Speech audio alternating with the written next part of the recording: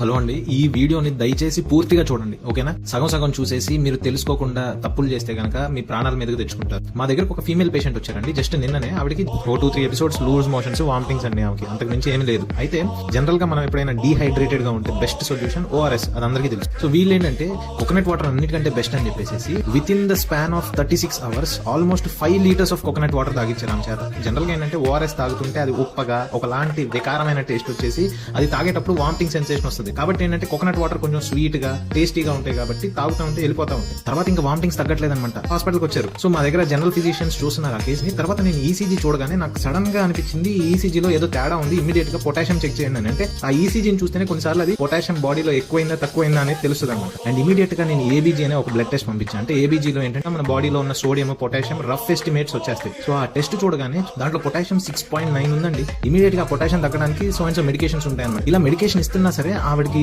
తట్టుకోలేకపోతున్నారు అనమాట. ఆవిడకి heart rate up and down అయిపోతుంది. సడన్ గా హార్ట్ రేట్ 50-55 వచ్చేస్తుంది. తర్వాత హార్ట్ రేట్ పెరిగిపోతుంది. తర్వాత ఎరిథమియాస్ అంటారు, అంటే హార్ట్ రేట్ ర్యాపిడ్ గా కొట్టుకోవడము. ఎక్టోపిక్ బీట్స్ అంటారు, వెంట్రికులర్ ఎక్టోపిక్స్ అంటారు. అసలు లిటరల్లీ మీరు నమ్మరండి, ఈ స్టేజ్ లో one small mistake will lead to the death of the patient. Potassium ఎంత డేంజరస్ అంటే బాడీ నార్మల్ గా ఉండే మనిషికి నార్మల్ గా పొటాషియం 3.5 to 5.5 అరౌండ్ అప్రాక్సిమేట్ గా ఉండాలి. నా పొటాషియం కనుక 2 గానీ 1.5 గానీ అయితే నేను చచ్చిపోతా. ఆ పొటాషియం కనుక 7-8 వెళ్ళిపోయి కొంచెం ఎరిథమియా వచ్చిందంటే నేను చచ్చిపోతా. అంటే బాడీ మొత్తం నార్మల్ గా ఉండి ఓన్లీ పొటాషియం వల్ల చచ్చిపోతారండి జనాలు. ఇది తెలియక జనాలు ఎండాకాలంలో డీహైడ్రేట్ అవగానే కొబ్బరి నీళ్ళు మంచి అని పల్లెటూళ్ళలో కూడా అండి వడదెబ్బ తగిలిందని చెప్పేస్తే ORS తాగించండి. ప్రతి గవర్నమెంట్ హాస్పిటల్, ప్రతి PHCలో ఉంటే, లేకపోతే ఫార్మసీలోకి వెళ్ళి ORS పౌడర్ అండి. దయచేసి ORS డబ్బాలు, టెట్రా ప్యాకులు తాకండి. అవి కాదు, పొడిని నీళ్ళలో కలుపుకొని 1 లీటర్ బాటిల్లో నీళ్ళలో కలుపుకొని తాగే ORS ప్యాకెట్స్ ఉంటాయి. 100 ml ORS లో అరౌండ్ 20 milligrams ఆఫ్ పొటాషియం ఉంటుందండి. కానీ అదే 100 ml ఆఫ్ కోకోనట్ వాటర్ లో 250 to 280 milligrams ఆఫ్ పొటాషియం. అంటే ఎంత ఎక్కువ తాగారంటే ఆవిడ 5 liters ఆఫ్ కోకోనట్ వాటర్ లో అరౌండ్ 14,000 milligrams ఆఫ్ పొటాషియం ఉంది. అంటే డైలీ మనం తీసుకోవాల్సిన పొటాషియం అరౌండ్ 4,500 milligrams. ఆమె 14,000 తీసుకుందంటే ఆల్మోస్ట్ 3 times ద డోస్ తీసుకొని